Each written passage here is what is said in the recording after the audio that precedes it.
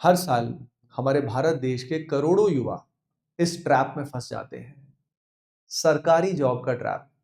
चाहते हैं कि अच्छी सरकारी नौकरी लग जाएगी और उसके बाद जिंदगी सेटल हो जाएगी। इस तरह का सपना हम खुद भी देखते हैं। यह बहुत बार हमें दिखाया जाता है और हमें लगता है शायद हमारी सक्सेस के लिए यही एकमात्र रास्ता है। जिस कारण ना जाने हम अपनी युवा अवस्था के कितने कीमती वर्ष जो हैं इसी में गवा देते हैं। और जब उसके बाद सिलेक्शन नहीं होता है तो खुद को लूजर मानते हैं, एवरेज मानते हैं और पूरी जिंदगी डीमोटिवेटेड मीडियोकर लाइफ जीने लग जाते हैं, जिससे हम खुद तो सफर करते ही हैं, हमारे साथ साथ हमारा परिवार भी सफर करता है। आज के इस वीडियो का मकसद ये है कि सबसे पहले इस ट्रैप को समझना है, ताकि हमें पहचान में आ जाए कि यार मेरे को गवर्नमेंट एग्जाम की तैयारी करनी भी चाहिए या नहीं करनी चाहिए, है ना? और अगर इसका जवाब हाँ है कि मुझे करनी चाहिए, तो फिर तो बहुत बढ़िया, आप तैयारी करिए। अगर इसका जवाब नहीं है, तो क्या इसके अलावा मेरे पास कोई रास्ता है? क्योंकि हमारे पास नॉलेज नहीं होती, गाइडेंस नहीं होता, हमें अंदाजा ही नहीं होता कि हम कुछ और क्या कर सकते हैं। तो आज यही कंप्लीट गाइडेंस इस पर्टिकुलर सेशन में आपको मिलने वाली है, इसलिए शांति से बैठ जाइएगा और खास तौर पे जिंदगी में इसको उतारिएगा, अंत तक वीडियो को देखिएगा, है ना? चलिए, सबसे पहले देखते हैं कि ये ट्रैप किस तरह का है और कैसे हर एक युवा गवर्नमेंट एग्जाम की तैयारी के लिए नहीं बनना है भाई। देखिए, ये जो डेटा है ये वैसे 2022 तक का डेटा है, जिसमें 16 से लेके 22 तक 22 करोड़ एप्लीकेंट्स थे। 22 करोड़ गवर्नमेंट जॉब के एप्लीकेंट्स, और उसमें ओवरऑल जो गवर्नमेंट जॉब्स हमारे पास अवेलेबल थी वो मात्र 7.2 लाख। यानी देख सकते हो कितने कम रेशियो है जिनको गवर्नमेंट जॉब असल में मिली। और बाकी यूथ ने भी कहीं ना कहीं तैयारी तो करी, सपना तो देखा। अब होता क्या है, आपके दिमाग में आ रहा होगा, सर सपना देखना कौन सा बुरी बात है? बुरी बात नहीं है, पर सपने अलग अलग होना जरूरी है। सबके सपने अगर एक ही बनाए जाएंगे तो उसके लिए अननेसेसरी अनफेयर कंपटीशन क्रिएट होगा।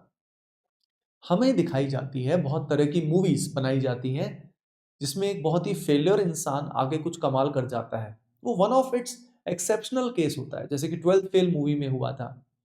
लेकिन उसको इंस्पायर होके ना जाने कितना ऐसा यूथ तैयारी में लग जाता है, जो एक्चुअली उस तैयारी के लिए नहीं बना होता। सबकी कॉलिंग वो नहीं होती है। कोई भी इंसान कुछ भी कर सकता है, पर जरूरी नहीं है कि आप वो पर्टिकुलर एग्जाम क्रैक करने के लिए ही बने हो सकता है आप किसी और चीज के लिए बने हो। एक बात भी कही जाती है ना, कि अगर किसी मछली को कहा जाए कि वो पेड़ पे चढ़ जाए, तो ये गलत होगा ना, उसके साथ नाइंसाफी होगी। तो सबके टैलेंट अलग अलग यूनिक होते हैं, हम सब ह्यूमंस भी यूनिक होते हैं।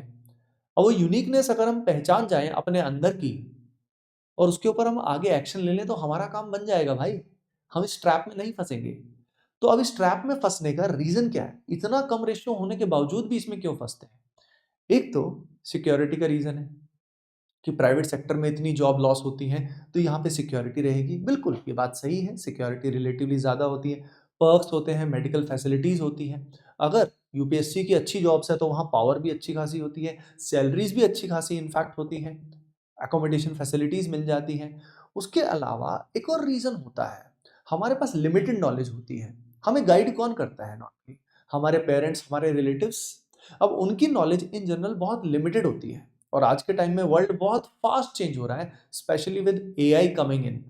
तो हमारे पास नॉलेज ही बहुत लिमिटेड होती है। हमें यही 4-5 ऑप्शन पता होते हैं, यूपीएससी कर लो, एसएससी कर लो, ये इंस्पेक्टर का एग्जाम दे दो, ये कर लो, वो कर लो। ये 5-7 चीजें ही हमें कहीं ना कहीं पता होती है। तो वो लिमिटेड नॉलेज की वजह से हमें लगता है कि बस ऑप्शन ही ये है, मैं और करूं तो क्या करूं। उसके अलावा कोचिंग इंडस्ट्री, आपको पता है कि कोचिंग इंडस्ट्री हजारों करोड़ की है, और वो सपने ही तो बेचती है। और सही है, उनका काम ही वही है।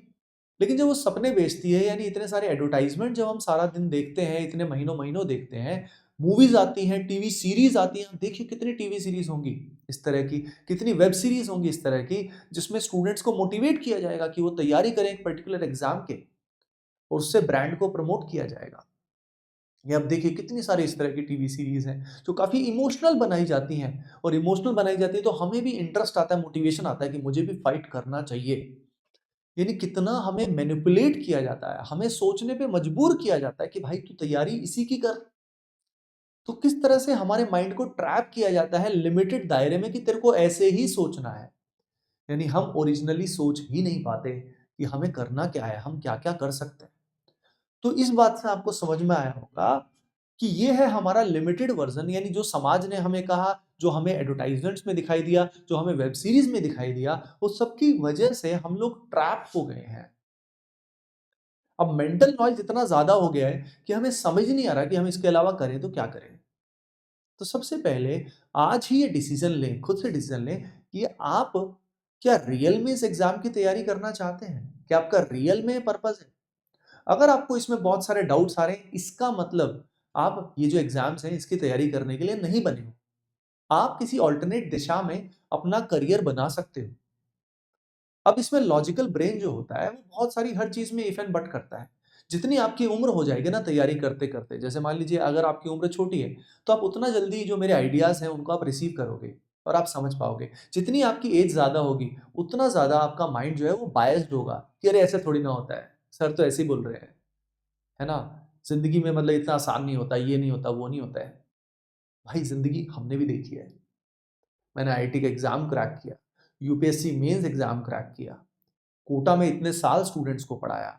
एज़ एन एंटरप्रेन्योर एक कंपनी को अच्छे खासे रेवेन्यू पे लेके गए, लाखों स्टूडेंट्स तक लेके गए और भी बहुत कुछ चीज़ें करी, तो I have seen all the things. That's why I am here. मुझे प्रेरणा मिली कि I have to guide all of you.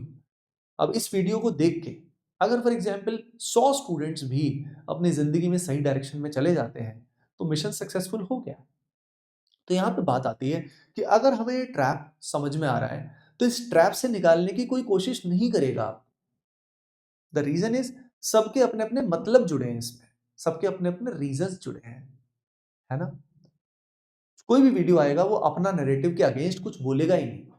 जो वो चाहता है ना जिसमें उसका फ़ायदा जुड़ा है, जिसमें उसका बिज़नेस जुड़ा है, वो उसी बारे में बात करेगा। तो यहाँ पे अब बात आती है कि what is the way forward? Limitless version कैसे बनेगा? आपका लिमिटलेस वर्ज़न बन सकता है। अब हमें लगता है मैं तो इतना नॉर्मल हूँ, मेरी तो पढ़ाई भी अच्छी नहीं थी, ये भी अच्छा नहीं था, वो भी अच्छा नहीं था। आपका माइंड हज़ार बातें बोल देगा, आपको नेगेटिव बोल देगा। आपके अंदर एक क्रिटिक है, जो आपको हज़ार चीज़ों में नेगेटिव कर देगा। भाई उसकी सुनते रहोगे तो कहीं नहीं पहुँचने वाले। हमें करके दिखाना होगा। भगवान श्री कृष्ण भगवद गीता में कहते हैं, "उठो, जागो और युद्ध करो।" खुद को ही उठाना है भैया। किसी कृपा पे निर्भर हमें नहीं करना है, हमें अपने एक्शंस लेने हैं।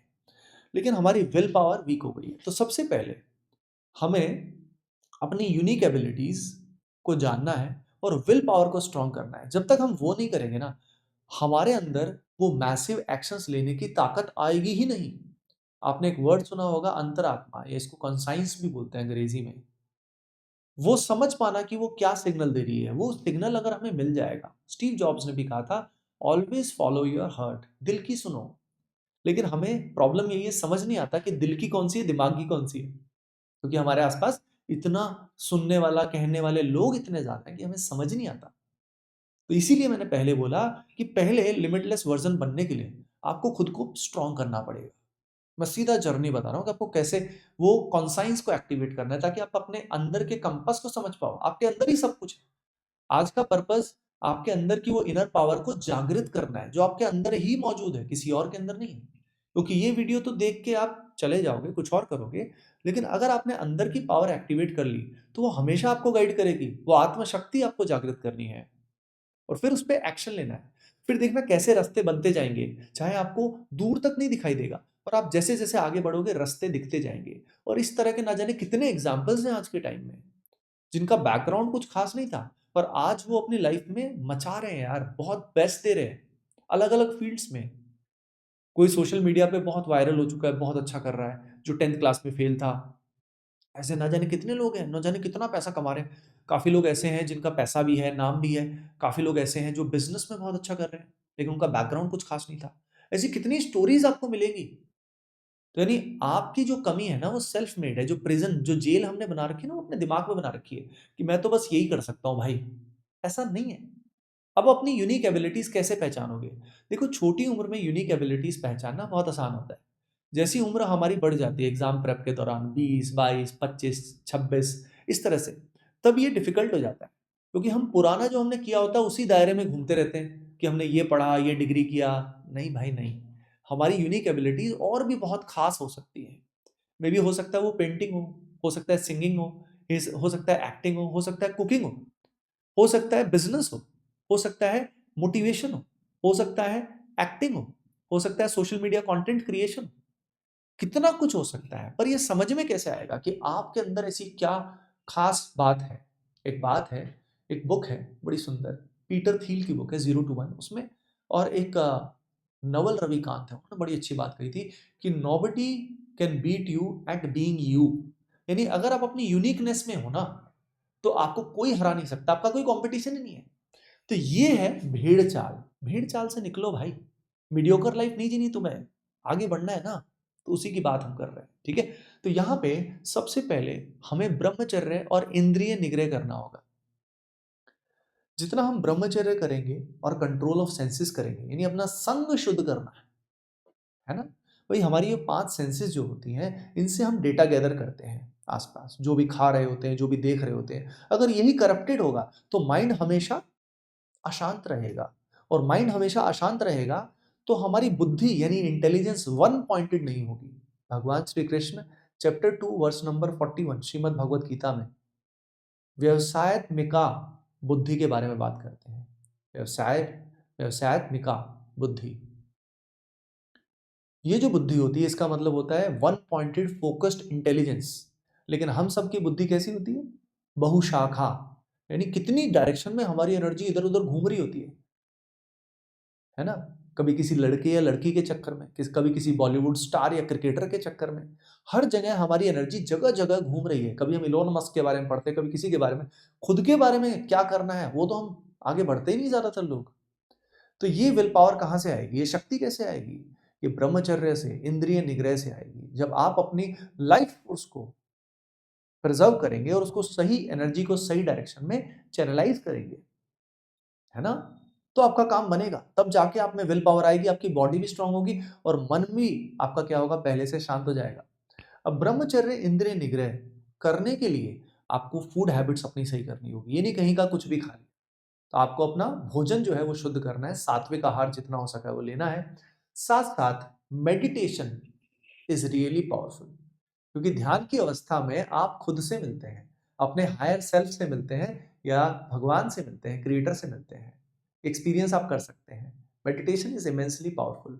अब मेडिटेशन की हेल्प से आप अपनी कंसाइंस को टच करते हो, यानी आपके इनर कंपस को आप एक्टिवेट करते हो कि आप कर क्या सकते हो, है ना। लेकिन उस पर एक्शन लेने की क्षमता आप में मिलेगी ब्रह्मचर्य से, प्लस प्राणायाम से।